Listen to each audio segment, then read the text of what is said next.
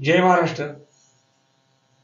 मी बजरंग भोसले, रयत क्रांती वाहतूक संघटना पश्चिम महाराष्ट्र अध्यक्ष, साधना न्यूज व जनलोक वार्ता न्यूज या चॅनेलचे मी प्रथम माझी मुलाखत घेत असल्याबद्दल स्वागत करतो। 2019 पूर्वीच्या जुन्या वाहनावर HSRP नंबर प्लेट बसवून घ्यावी म्हणून 30 नोव्हेंबर 2025 पर्यंत शासनाने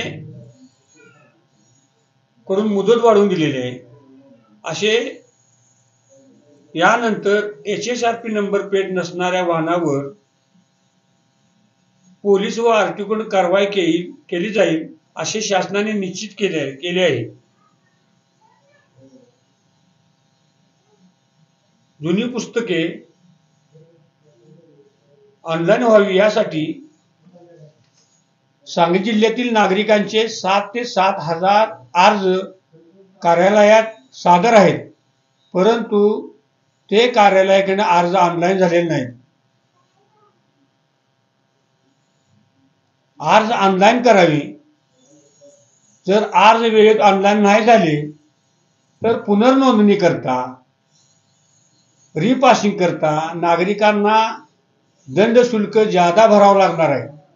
यास जबाबदार कोण म्हणून आम्ही उपप्रादेशिक परिवहन कार्यालय सांगली आणि जिल्हाधिकारी कार्यालय सांगली यांना निवेदन दिलेले आहे।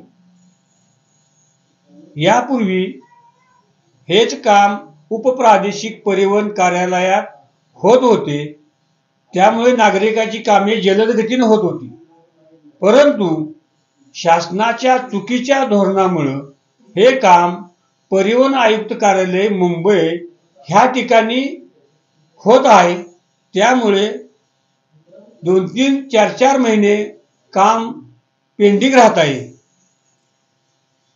हे काम पूर्वीप्रमाणे उपप्रादेशिक परिवहन कार्यालयात व्हावे म्हणून आम्ही रयत क्रांती संघटना, वाहनधारक सेवा संस्था संघटना, कृती समितीकडून आम्ही परिवहन कार्यालयाला निवेदन दिलेले आहे।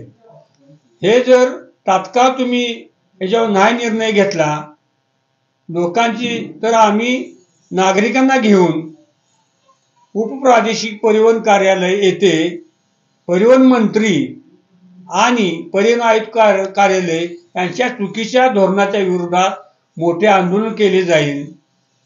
यास